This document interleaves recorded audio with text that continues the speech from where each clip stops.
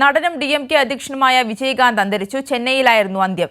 സിന്ദൂരിയുണ്ട് കൂടുതൽ വിശദാംശങ്ങളുമായി. സിന്ദൂരി, എപ്പോഴായിരുന്നു മരണം സംഭവിച്ചത്? ഔദ്യോഗികമായി ഈ ഒരു വിവരം ലഭിച്ചിരിക്കുന്നത് ഇന്ന് അദ്ദേഹത്തിന് കോവിഡ് സ്ഥിരീകരിച്ചിരുന്നു. വെന്റിലേറ്ററിലായിരുന്നു പ്രവേശിപ്പിച്ചിരുന്നത്. അപ്പോൾ കോവിഡിനെ തുടർന്നാണ് ഇപ്പോൾ മരണം സംഭവിച്ചിരിക്കുന്നതെന്നാണ് നമുക്ക് മനസ്സിലാക്കുവാൻ സാധിക്കുന്നത്. എന്തായാലും തമിഴ് ജനതയ്ക്ക് ഒരു തീരാ നഷ്ടം തന്നെയാണ് ക്യാപ്റ്റൻ എന്ന് വിശേഷിപ്പിക്കപ്പെടുന്ന വിജയകാന്തിൻ്റെ മരണം. തമിഴിലെ മുൻകാല സൂപ്പർ സ്റ്റാർ എന്നതിനേക്കാൾ ഉപരി DMDK സ്ഥാപക നേതാവും മുൻ പ്രതിപക്ഷ നേതാവുമാണ് വിജയകാന്ത്. അപ്പോൾ രാഷ്ട്രീയപരമായി കൂടി തമിഴകത്ത് വളരെയധികം ഒരു പ്രശസ്തി നേടിയിട്ടുള്ള, തൻ്റെ നിലപാടുകൾ വളരെ വ്യക്തമായി പറഞ്ഞിട്ടുള്ള ഒരു രാഷ്ട്രീയ നേതാവ് കൂടിയാണ് വിജയകാന്ത്. അപ്പോൾ അദ്ദേഹത്തിൻ്റെ മരണം രാഷ്ട്രീയമായും തമിഴകത്തെ ബാധിക്കുമെന്ന കാര്യത്തിൽ സംശയമില്ല. കഴിഞ്ഞ ദിവസമാണ് ചെന്നൈയിലെ സ്വകാര്യ ആശുപത്രിയിൽ ഇദ്ദേഹത്തെ പ്രവേശിപ്പിച്ചത്. കോവിഡ് ഇന്ന് സ്ഥിരീകരിച്ചു.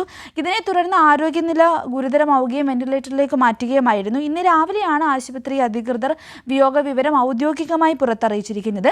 വിജയകാന്തിനെ കുറിച്ച് പറയുകയാണെങ്കിൽ 80കളിലും 90കളിലും തമിഴിൽ നിരവധി സൂപ്പർ ഹിറ്റുകൾ നൽകിയ വിജയകാന്ത് എന്ന താരത്തെ സ്നേഹിക്കുന്നവരാണ് തമിഴകത്തെ ജനത മുഴുവൻ തന്നെയും. കാരണം അദ്ദേഹത്തിൻ്റെ ഓരോ സിനിമയും അതിനുശേഷം അദ്ദേഹം സിനിമാ അഭിനയത്തിൽ നിന്നും മാറി നിൽക്കുകയും തമിഴക രാഷ്ട്രീയത്തിലേക്ക് വരികയും ചെയ്ത് ആ ഒരു രാഷ്ട്രീയ സാഹചര്യത്തിലും അദ്ദേഹം എടുത്ത പല നിലപാടുകളും തമിഴകത്തിൻ്റെ രാഷ്ട്രീയത്തെ, തമിഴ് ജനതയുടെ രാഷ്ട്രീയത്തെ വളരെയധികം സ്വാധീനിച്ചിട്ടുണ്ട്. അപ്പോൾ അത്തരത്തിൽ തൻ്റെ പാർട്ടിയിലൂടെ തമിഴ് ജനതയ്ക്ക് വേണ്ടി സംസാരിക്കുകയും അവർക്ക് വേണ്ടി വാദിക്കുകയും ചെയ്ത ഒരു രാഷ്ട്രീയ നേതാവ് കൂടിയാണ് ഇപ്പോൾ വിട വാങ്ങിയിരിക്കുന്നത്. മുർപോക്ക് ദ്രാവിഡ കഴകം എന്ന രാഷ്ട്രീയ പാർട്ടിയാണ് DMDK എന്ന് പറയുന്നതിൻ്റെ ഫുൾ നെയിമായിട്ട് പറഞ്ഞത് മുർപോക്ക് ദ്രാവിഡ കഴകം എന്നാണ്. ആ ഒരു രാഷ്ട്രീയ പാർട്ടിയിലൂടെ 2 തവണ തമിഴ്നാട് നിയമസഭാ അംഗമായിട്ടുണ്ടായിരുന്നു.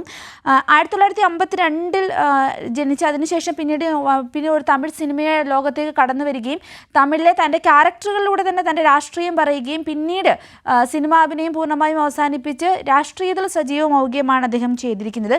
വിജയകാന്തിൻ്റെ ഔദ്യോഗിക പേര് വിജയരാജ് അളഗർ സ്വാമി എന്നാണ്. അപ്പം ആ ഒരു പേരിലും തൻ്റെ പാർട്ടിയിലൂടെ ആ ഒരു ജനതയുടെ, അല്ലെങ്കിൽ താൻ ഏത് പാർട്ടിയാണോ പ്രതിനിധീകരിക്കുന്നത് ആ ജനതയുടെ നേട്ടത്തിന് വേണ്ടി ശക്തമായ രീതിയിൽ നിലപാടുകൾ എടുക്കുകയും അത് രാഷ്ട്രീയ പാതയിലൂടെ മുന്നോട്ട് കൊണ്ടുവരികയും ചെയ്ത ഒരു നേതാവ് കൂടിയാണ് വിജയകാന്ത്.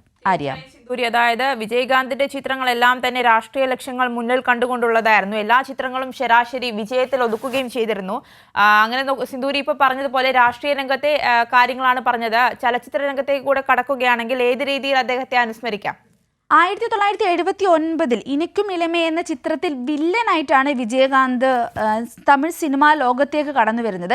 എന്നാൽ ആ ഒരു വില്ലൻ വേഷങ്ങൾ ആദ്യം തന്നെ അവസാനിക്കുകയും വളരെ പെട്ടെന്ന് തന്നെ നായക വേഷത്തിലേക്ക് കടന്നു വരികയും ചെയ്തു. അദ്ദേഹത്തിൻ്റെ നായക കഥാപാത്രങ്ങളെല്ലാം തന്നെ കൃത്യമായ രീതിയിൽ ഒരു രാഷ്ട്രീയം പറയുന്നുണ്ട് എന്ന് ആര്യ പറഞ്ഞ പോലെ രാഷ്ട്രീയത്തെ ഒഴിവാക്കി നിർത്തി നമുക്ക് വിജയകാന്തിനെ പറയാൻ പറ്റില്ല. അപ്പോൾ അദ്ദേഹത്തിൻ്റെ തപസ്യ എന്ന സിനിമയാണെങ്കിലും ഏത് സിനിമയാണെങ്കിലും ഒരു ക്യാരക്ടർ അല്ലെങ്കിൽ ഒരു നായകൻ എന്ന് പറയുമ്പോൾ ആ നായകൻ സമൂഹത്തിനൊരു സന്ദേശം നൽകുന്ന രീതിയിലുള്ള കഥാപാത്രങ്ങളാണ് കൂടുതലായും അദ്ദേഹം ചെയ്തിട്ടുള്ളത്.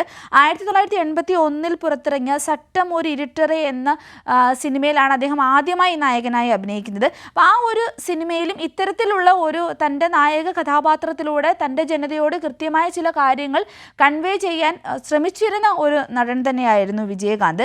പിന്നീട് ഇങ്ങോട്ട് വാണിജ്യ മൂല്യമുള്ള സിനിമകൾ അദ്ദേഹം വളരെയധികം അഭിനയിക്കുകയുണ്ടായി. അങ്ങനെ സാമ്പത്തികമായി വളരെയധികം നേട്ടങ്ങൾ ഉണ്ടാക്കുന്ന ഒത്തിരി സിനിമകൾ തമിഴ് സിനിമാ ലോകത്ത് വിജയം നൽകിയിട്ടുണ്ട്.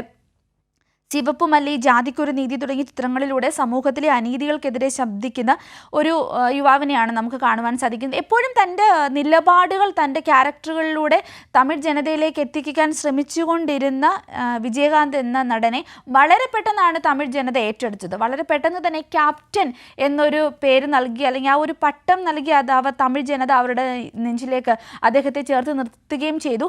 ആ ഒരു സ്നേഹവും ആ ഒരു അംഗീകാരവുമാണ് ഈ സിനിമാ ജീവിതത്തിൽ നിന്നും മാറി അദ്ദേഹം ഒരു രാഷ്ട്രീയത്തിലേക്ക് കടന്നപ്പോൾ ആ രാഷ്ട്രീയ പാർട്ടിയോടും ആ ഒരു മമത പുലർത്തുവാനും അദ്ദേഹത്തിനൊപ്പം നിൽക്കുവാനും അത്രയധികം അണികൾ ഉയർന്നു വന്നത്. അപ്പോൾ ഈ ആ ഒരു തൻ്റെ ക്യാരക്ടറിലൂടെ തൻ്റെ മനസ്സ് എന്താണെന്നും തൻ്റെ ലക്ഷ്യം എന്താണെന്നും ജനതയെ അറിയിക്കുകയും ആ ജനതയ്ക്കൊപ്പം പിന്നീട് അങ്ങോട്ട് നിലനിൽക്കുകയും ചെയ്ത ഒരു രാഷ്ട്രീയ നേതാവിനെയാണ് ഇപ്പോൾ തമിഴകത്തിന് നഷ്ടമായിരിക്കുന്നത്. ആര്യ.